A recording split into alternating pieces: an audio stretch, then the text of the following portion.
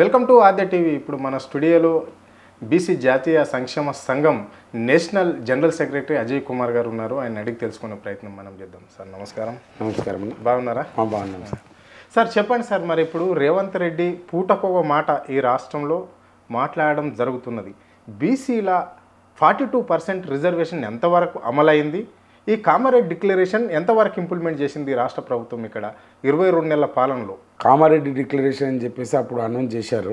అది తీసుకొచ్చేసి 42% అని చెప్పి అసెంబ్లీలో బిల్ ప్రవేశపెట్టి అది ముందుకు తీసుకెళ్ళాను. ఆ రోజు 42% అంటే రాష్ట్ర వ్యాప్తంగా బీసీలకు దాని గురించి పూర్తి సంపూర్ణ అవగాహన లేక ఏదో పాలాభిషేకాలు ఇవన్నీ చేశారు. ఇప్పుడు తీరా చూస్తే ఈయన పెద్ద బీసీల వ్యతిరేకగా ఇప్పుడు తెలుస్తుంది. ఎందుకోసం అంటే దాంట్లో శాంటిటీ లేదు, చట్టబద్ధత లేదు. అది 42% బిల్ పాస్ చేసి ముందుకు పంపించేసి ఏదో బీజేపీ మీద సెంట్రల్లో చూస్తుంది అని చెప్పి ఆలోచన మీద ఉన్నాడు. కాకపోతే ఆయన సెంట్రల్లో కూడా వెళ్ళేసి ఢిల్లీలో ధర్నా చేసిండు, కానీ ఒక్కడే కూర్చున్నాడు. దానికి మరి రాహుల్ గాంధీ కానీ మరి కాంగ్రెస్ పార్టీ నుంచి 240 మంది ఎంపీలు ఉన్నారు. వాళ్ళందరూ ఏకతాటి మీదకి వచ్చి పార్లమెంట్లో పూర్తి మద్దతు బీసీలకు పక్షాన ఉండి ముందుకు తీసుకెళ్తే అది పాస్ అవుతుంది. కానీ ఇది కేవలం బీసీలను మోసం చేయడానికే ఆయన ఈ విధంగా ఏదో ప్రబోలో పెట్టి స్థానిక సంస్థల ఎలక్షన్లలో బీసీల ఓట్లని ఆయన వైపు తిప్పుకోవడానికి చూసిండు. కానీ గత 2 years బ్యాక్ జరిగిన అసెంబ్లీ ఎలక్షన్లో బీసీలకి రిజర్వేషన్ 100కు 100% చట్టబద్ధంగా అమలు చేస్తాము, వాళ్ళకి న్యాయం చేస్తామని చెప్పి ఇప్పుడు ఎలాంటి న్యాయబద్ధంగా కానీ చట్టబద్ధంగా కానీ ఎలాంటి రాజ్యాంగబద్ధంగా సవరణ కానీ ఎలాంటిది లేకుండా తూతు మంత్రంగా బిల్ పాస్ చేసి ఇచ్చేసి ఇప్పుడు బీసీలకు మోసం చేసిండు. ఇప్పుడు రాష్ట్ర వ్యాప్తంగా ఇప్పుడు బీసీలు అందరూ పూర్తి వ్యతిరేకతతో ఉన్నారు. చూడండి అజయ్ గారు, రాష్ట్ర ముఖ్యమంత్రి ఇక్కడ బీసీ కులగాన చేస్తున్నాము, బీసీలకు 42% ఇస్తున్నాము, అది ఓన్లీ కాంగ్రెస్ పార్టీతోనే సాధ్యం, అది రేవంత్ రెడ్డితోనే సాధ్యమవుతుంది. రేవంత్ రెడ్డి బీసీలకు పెద్దన్న లాంటి వాడు, ఎవరు ఏ పార్టీలో ఉన్నా దీన్ని స్వాగతించవలసిందే. బీసీలు రాజకీయంగా కావచ్చు, లేకుంటే వైద్య విద్య అవకాశాలలో ఉద్యోగ అవకాశాలలో గల బీసీలకు పెద్దపీట వేసే ప్రభుత్వమే కాంగ్రెస్ ప్రభుత్వం. కాబట్టి ఈరోజు ఇక్కడ మేము 42% అమలు చేస్తున్నాము అని చెప్పేసి ఇక్కడ నుంచి అఖిల పక్షాన్ని ఒప్పించడం అనేది జరిగింది. ఢిల్లీకి కూడా రాష్ట్రంలో అఖిల పక్షాన్ని ఒప్పించిన తర్వాత మొదటి నుంచి కూడా ఇక్కడ బీఆర్ఎస్ పార్టీ 9th షెడ్యూల్లో చేర్చాల్సిందే 42% బీసీలకు రిజర్వేషన్ కావాలి అంటే దాన్ని చర్చ వరకు పోరాటం చేయాలి అని చెప్పేసి మొదటి నుంచి కాంగ్రెస్ పార్టీ ఉంటే, ఈయన మాత్రం గవర్నర్ దగ్గరికి పంపడం అనేది జరిగింది. మళ్ళీ రాష్ట్రపతికి కూడా అక్కడ రాష్ట్రపతి దగ్గర ఆల్రెడీ ఆ బెంచ్ మీద ఉన్నప్పటికి కూడా ఈయన పంపించిన తీర్మానం అక్కడ ఉన్నప్పటికి కూడా ఇక్కడ సంబరాలు చేసి ఆర్డినర్స్ అని జారీ చేశారు. ఇక్కడ ఉత్సవాలు కూడా బీసీలు ఎంతో ఘనంగా చేయడం అనేది జరిగింది కదా. దీన్ని ఎట్లా చూస్తారు మరి? ఈరోజు మొత్తం మీద ఇక్కడ ఆయన ఢిల్లీలో ధర్నా చేసేటప్పుడు ఒక అఖిల పక్షాన్ని పిలవకుండా ఒక్కడే పోయి అక్కడ ధర్నా చేసి వచ్చి ఈరోజు మాట మారుస్తున్నాడు. మళ్ళీ ఒకసారి మీడియా ముఖంగా మాట్లాడడం జరిగింది. ఇక్కడ మా రాహుల్ గాంధీ ప్రధానమంత్రి అయినాక దేశవ్యాప్తంగా కూడా బీసీలకు న్యాయం చేస్తాం 42% అంటున్నాడు. మరి దీన్ని ఎట్లా చూడాలి? రాష్ట్ర ప్రజలు ఎట్లా చూడాలి? ఈ దేశంలో ఉన్న ప్రజలు ఎట్లా చూడాలి రాష్ట్ర ముఖ్యమంత్రి వాక్యాలు? ఇప్పుడు రాష్ట్ర ముఖ్యమంత్రి ఏదైతే 42% అని చెప్పేసి ఆ బిల్లులో కూడా తప్పుల తడాకు ఉంది, అది స్పష్టత లేదు.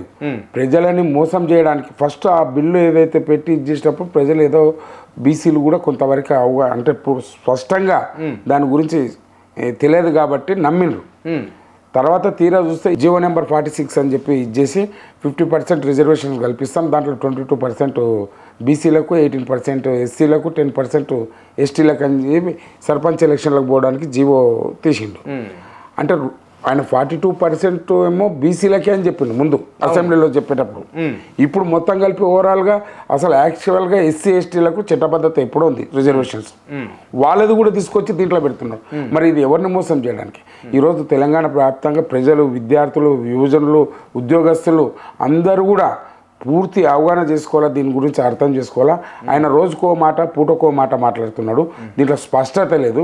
ఈరోజు ఆర్ కృష్ణన్న గారి ఆధ్వర్యం లోపల రాష్ట్ర వ్యాప్తంగా బీసీ సంఘాలు అందరూ కూడా ఈ జీవో 46 మీద తగలబెడుతున్నారు ఆ జీవో కాపీలని.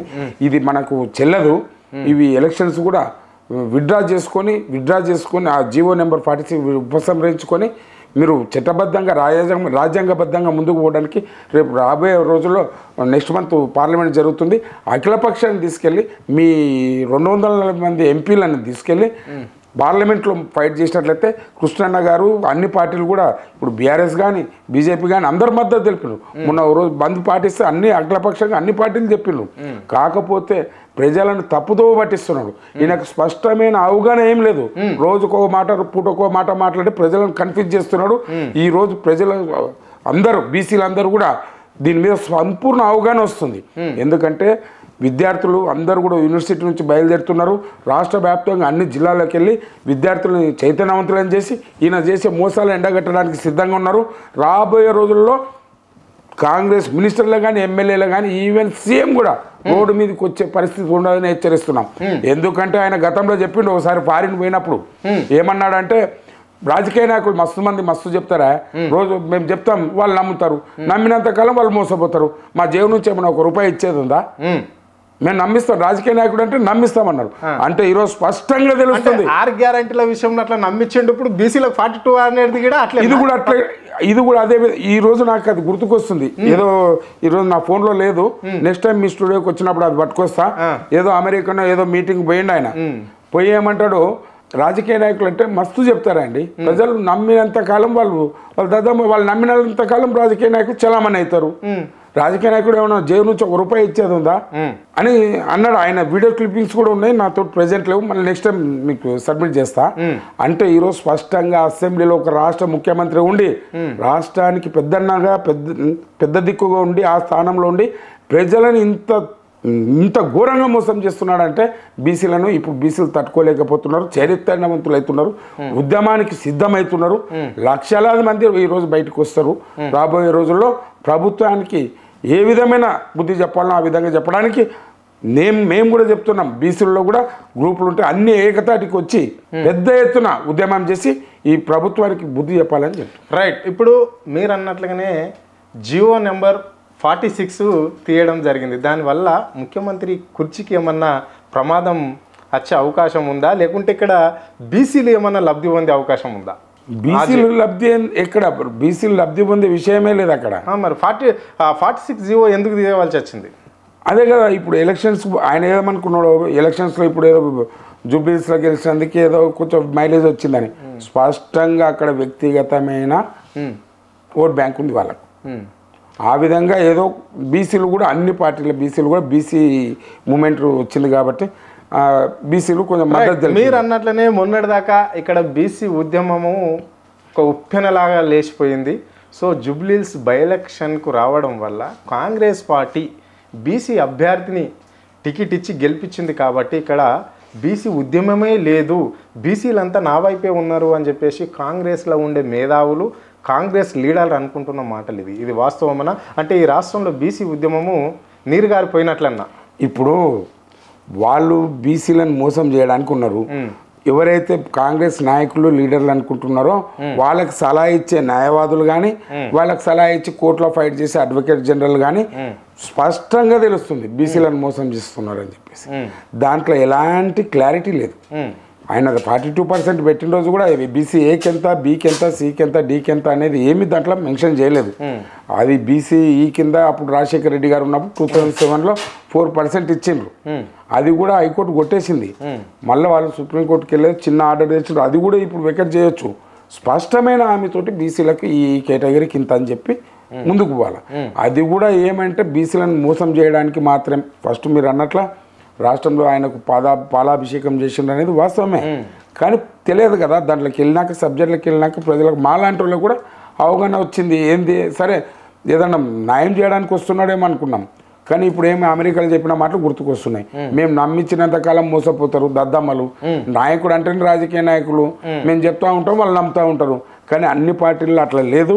చిత్తశుద్ధితో పనిచేసే చాలామంది రాజకీయ నాయకులు ఉన్నారు, కానీ ఈయనకి ఎలాంటి చిత్తశుద్ధి లేదు, బీసీల పట్ల ఎలాంటి ప్రేమ కూడా లేదు. ఆయన ఈరోజు స్థానిక సంస్థల ఎన్నికల్లో మీకు పంచాయతీ ఎన్నికలు పెడుతున్నారు. ఇప్పుడు మరి అది పార్టీ పరంగా ఇస్తే తీసుకుంటే తప్పేంటి? అసలు పార్టీ పరంగా తీసుకునే సింబలే ఉండదు కదా అది.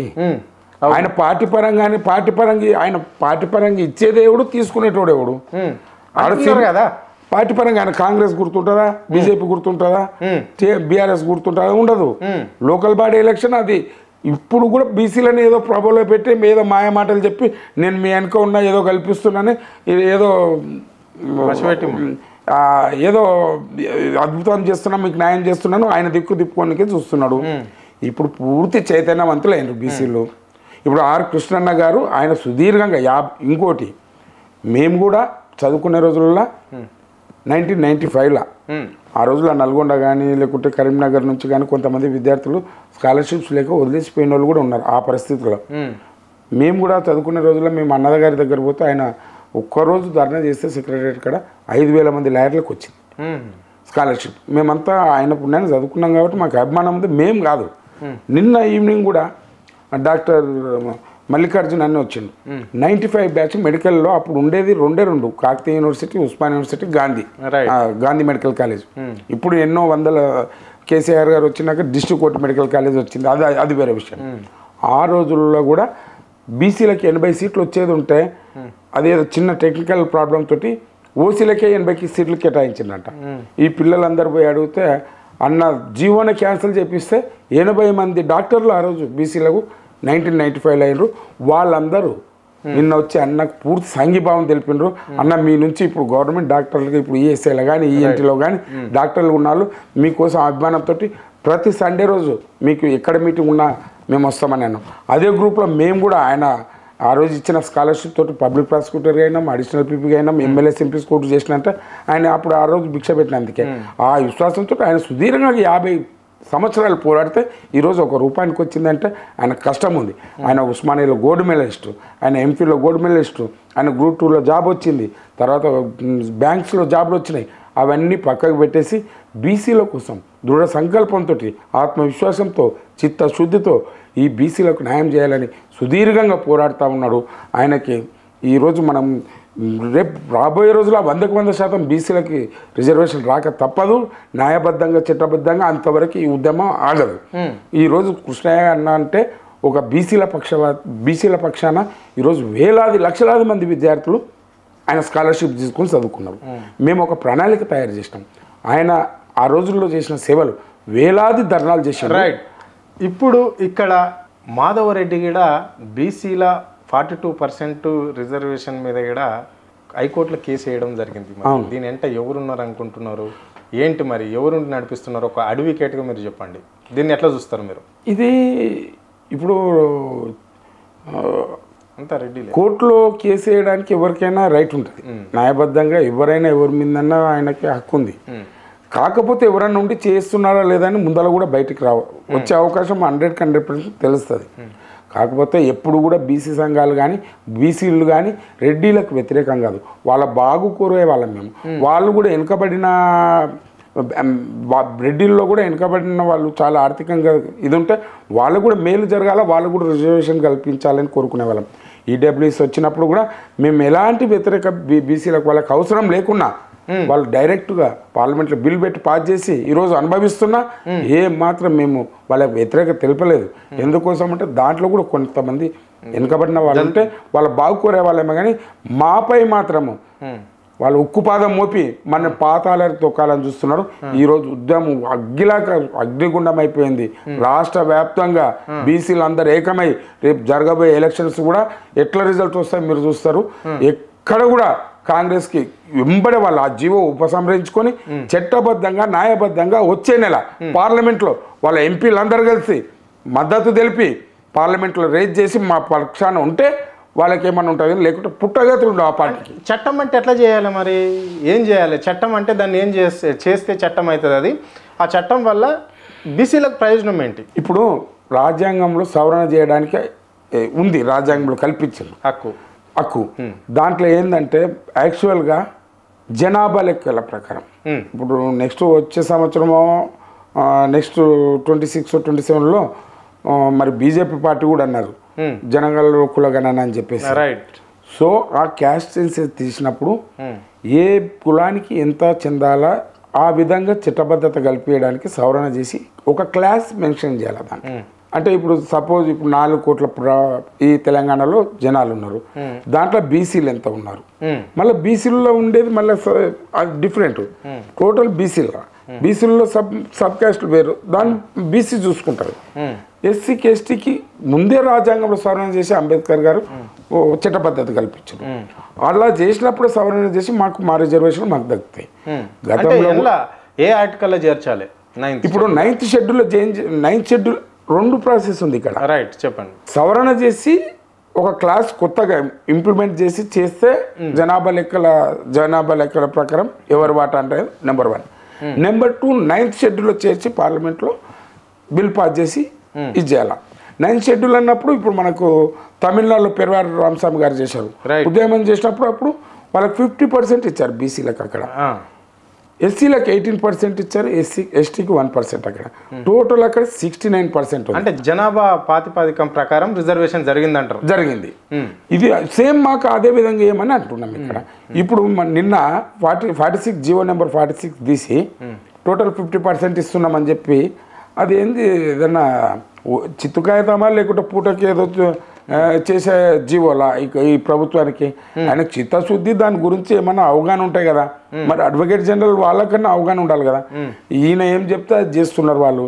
పైన ఉన్న రాహుల్ గాంధీ కూడా ఏం దాని గురించి ఆయన రాజ్యాంగం అని చెప్పి చేతులు పట్టుకొని తిరిగి కాశ్మీర్ కన్యాకుమారి నుంచి కాశ్మీర్ వరకు ఆయనకి ఏదన్నా ఆయన కాబోయే ప్రధాని అన్నప్పుడు ఏ రాష్ట్రంలో అయినా సీఎంని కూడా ఇప్పుడు ప్రతి విషయానికి ఢిల్లీ హైకమాండ్ అని పోయేస్తుంటారు. చేసే పని న్యాయబద్ధంగా చట్టబద్ధంగా చేయాలన్నప్పుడు ఆయన కూడా సలహాలు ఇవ్వాలా. మరి ఈరోజు రిజర్వేషన్ విషయం లోపల రాహుల్ గాంధీ కూడా బాధ్యుడే అవుతాడు. ఎందుకంటే అప్పుడు మేము సంపూర్ణంగా దేశవ్యాప్తంగా కూడా అమలు చేస్తామన్నారు. మనకు ఆయనకు తెలియదా దాంట్లో రాజ్యాంగంలో ఏముంది, ఏ విధంగా చట్టబద్ధత కల్పించాలా, సవరణ ఏ విధంగా కల్పించాలని తెలియదా? ఇదంతా బీసీలను మోసం చేయడానికే ఈ కాంగ్రెస్ ప్రభుత్వం చేస్తుందని స్పష్టంగా అర్థమైంది. ఈరోజు ఆర్ కృష్ణన్న ఆధ్వర్యం లోపల రాష్ట్ర వ్యాప్తంగా ఈరోజు 46 జీవోని తగలబెడుతున్నారు. నెక్స్ట్ దినదినం ఇది ఉద్యమాన్ని ఉధృతం చేసుకుంటూ ముందుకెళ్తాం. బీసీలకు రాజ్యాంగబద్ధంగా వచ్చేంత వరకు మేము ఫైట్ చేస్తూ ఉంటాం. వచ్చే నెల 10వ తారీఖు నాడు ఢిల్లీలో పెద్ద ఎత్తున ధర్నా 10వ తారీఖు నాడు జరుగుతుంది ఆర్ కృష్ణన్న గారి ఆధ్వర్యం లోపల. మేము ఖచ్చితంగా రైట్. మరి అప్పటి వరకే ఇక్కడ ఎన్నికలు కూడా పెడతాము అని చెప్పేసి డిసెంబర్లో అని చెప్పేసి కూడా కాంగ్రెస్ పార్టీ ఆల్రెడీ అన్ని సిద్ధం చేస్తున్నది పంచాయతీ ఎన్నికలకు. మరి దీన్ని ఎట్లా చూస్తారు మీరు? గ్రామాలల్లో మరి మీ సంఖ్య బలం కూడా ఎక్కువనే ఉంటుంది బీసీలది. మరి ఇప్పుడు ఏ పార్టీ వైపు ఉండాలని అనుకుంటున్నారు, మరి ఏం చేయాలనుకుంటున్నారు, మీ కార్యాచరణ ఎలాంటిది, ఎలా ఉండబోతుంది? ఇప్పుడు జియో వచ్చింది నిన్న. యాక్చువల్గా ఇప్పుడు కూడా ఏం జరిగిందంటే మా నోటీస్కి వచ్చింది. ఇప్పుడు ఒక విలేజ్లో బీసీలు మొత్తం టోటల్ పాపులేషన్ ఒక 2000 మంది ఉన్నారనుకోండి, దాంట్లో బీసీలు 1500 ఉన్నారనుకోండి, అక్కడ బీసీ కేటాయించాలి కానీ కేటాయిస్తలేరు. అంటే అక్కడ కూడా లోకల్గా ఎంపీడీఓనో ఎమ్మెల్యే రికమెండ్ చేయడమో వాళ్ళ అంటే ఇప్పుడు ఎక్కడైతే అలాట్ చేయాలనుకుంటున్నారో ఆ ఈక్వేషన్లోనే వాళ్ళు ప్రిపరేషన్ చేసుకుంటున్నారు. కానీ ఆడ కూడా వాళ్ళు న్యాయబద్ధంగా చేస్తలేరు. ఈ విషయాన్ని స్పష్టంగా ప్రతి మండలానికి ప్రతి గ్రామానికి తిరిగి అర్థం చేపిస్తాం. ఇప్పుడు ఆడ 2000 ఓట్లు ఉన్నాయి, వాళ్ళు ఎవరినో తీసుకొచ్చి పెట్టిండు అనుకోండి, అక్కడ చూడండి ఈడ ఇట్లా చేసిండు, అసెంబ్లీ ఇట్లా చేసిండు, మాకు ఇది ఒక పెద్ద అవకాశమే. ఆయన అనుకుంటున్నాడు మేము ఎన్ని రోజులు ఏం చెప్తా ఉంటే అది వింటారని. దీన్ని ఏ విధంగా తిప్పికొట్టాలా, ఈయన చేసే ఈ దుర్మార్గ పనులకు ప్రజలకి ఎట్లా అవగాహన కల్పించాలా, ఒక ప్రణాళికాబద్ధంగా మేము విద్యార్థులని అందరినీ చైతన్యవంతులను చేసి ముందుకు తీసుకెళ్ళి ప్రభుత్వానికి ఏ విధమైన బుద్ధి చెప్పాలో ఆ విధంగా బుద్ధి చెప్తారు. రైట్. ఇక్కడ ముఖ్యమంత్రి పదే చెప్తుంటాడు బీసీలకు అండదండ నేనే, నాకు ఓట్లు బీసీల ఓట్లు పడడంతోనే ఈరోజు నేను ముఖ్యమంత్రి స్థానంలో ఉన్న, బీసీలు అంతా నా వైపే ఉన్నారు అని చెప్పేసి అంటున్నాడు. ఓకే, బాగుంది. సో మరి నామినేట్ పోస్టులల్లో ఎంతమందికి బీసీలకు ఆయన క్యాబినెట్లో కావచ్చు, నామినేట్ పోస్టులలో కావచ్చు ఎంతమందికి స్థానం దక్కింది బీసీలకు? లేదన్న, బీసీలకు న్యాయం జరగలేదు అక్కడ. ఏదో మొన్న మహబూబ్నగర్ డిస్ట్రిక్ట్ వాకాటి శ్రేయర్ ఎవరినో ఒకరిని తీసుకొచ్చిన కొండ సురేఖమ్మ ముందు ఉంది, పొన్నం ప్రభాకర్ అన్న. మాకు దక్కాల్సిన వాటా కంటే చాలా తక్కువ. అది కూడా ఈ బీసీ మూమెంట్ అనేది స్టార్ట్ అయినందుకు అడిషనల్గా ఆయనకు ఒకటి ఇచ్చిండు, కానీ లేకపోతే వాళ్ళు ఇచ్చే పరిస్థితులు లేరు. ఇప్పుడు ఎన్నో కరెక్ట్ నాకు ఈక్వేషన్ తెలియదు, ఏది కార్పొరేషన్ చైర్మన్స్ దాంట్లో చాలా తక్కువ 70-80% వాళ్ళకే ఇచ్చుకున్నారు. దీన్ని అన్నిటిని సంపూర్ణంగా మేము బయట కింది లెవెల్ తీసుకెళ్ళి గ్రాస్ లెవెల్కి ఇప్పుడు చైతన్యవంతులను చేసి ఇప్పుడు చిన్న ఎగ్జాంపుల్ అన్నా చెప్పండి. ఇప్పుడు లోకల్ బాడీ ఎలక్షన్లో బీసీలు ఎటువైపు ఉంటారు అనేది మేము ప్రణాళిక తయారు చేస్తున్నాం త్వరలో. ఇప్పుడు లోకల్లో మాకు వచ్చిన ఇన్ఫర్మేషను విలేజ్ లెవెల్లో ఏ క్యాస్ట్ అంటే బీసీలు ఇంత 2000 మంది బీసీలు, ఒక 1000 మంది 500 మంది ఎస్సీ ఎస్టీ, ఓసీలు బ్రాహ్మణ్స్ వీళ్ళందరూ కలిసి ఒక 500 ఉన్నానుకో. అలాంటి చోట్ల కూడా బాజాబ్తా ఓసీలకు కన్ఫర్మ్ చేస్తున్నాడు, లేదంటే వాళ్ళకి కావాల్సిన ఎస్సీ ఎస్టీలకు పెట్టుకుంటున్నాడు.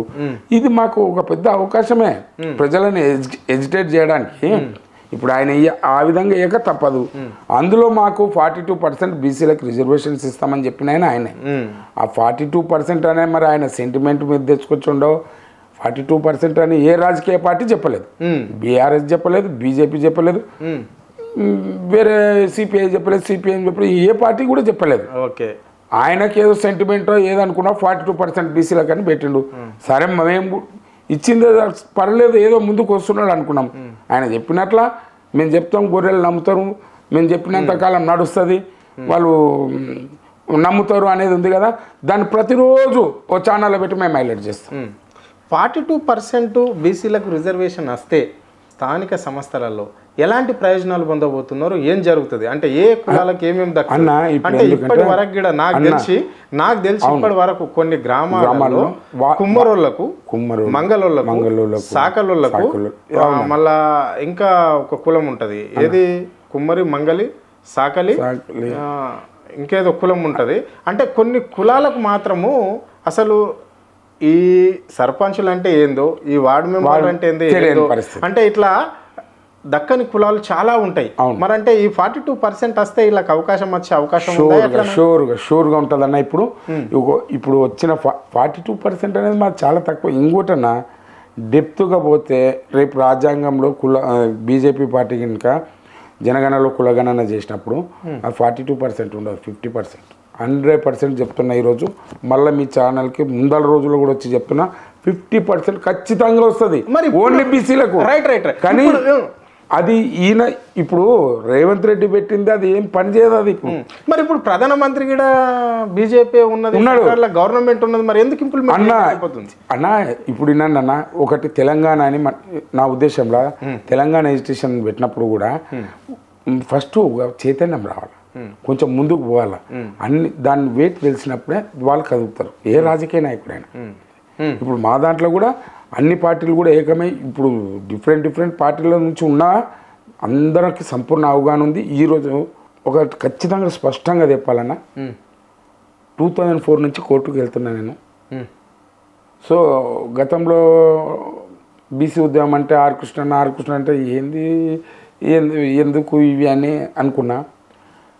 దీని మీద కరెక్ట్ 1.5 month బ్యాక్ నాకు సంపూర్ణ అవగాహన వచ్చిన తర్వాత 2 రోజులు నిద్రపోలే. అంటే ఒక అడ్వకేట్గా ఉండి నాకే అవగాహన లేదు. ఒక అడ్వకేట్గా ఉండి నేను 52 ఏళ్ళు ఇప్పుడు అవగాహన వచ్చినాక రాబోయే తరాల వాళ్ళ కోసం, మా పిల్లల కోసం, పుట్టబోయే తరాల కోసం అన్న న్యాయం జరగాలి. స్వాతంత్రం వచ్చి ఇన్ని రోజులైతే ఇంతవరకు 70 సంవత్సరాల నుంచి మాకు అన్యాయం జరిగింది. ఇప్పుడు ఇంక వదిలేది లేదు. అంటే నేను ఒక ఎగ్జాంపుల్ చెప్తున్నా, నాకు అవగాహన రావడానికి అంటే నేను దాని మీద ఫోకస్ పెట్టలే. నా డ్యూటీ ఏందో నేను చేసుకునేవాడిని, భార్య పిల్లలు, స్కూళ్ళు, కాలేజీలు, కోర్టు, ఇల్లు అనేవి. కాకపోతే జరిగిన అన్యాయం చాలా అన్యాయం. జ్యుడిషియరీ వ్యవస్థలో కూడా నా తర్వాత వెనక్కి తిరిగి చూస్తే 2004 నుంచి ఇప్పటిదాకా 80-90% వాళ్ళే ఉన్నారు, కానీ బీసీలో 10% కూడా లేరు. ఎస్సీలు కూడా లేరు. అదే బీసీ ఎస్టీ బడుగు బలైన వర్గాలని అందరూ తొక్కిపెట్టిండ్రు. ఇప్పుడు నేను బీసీ అంటున్నా.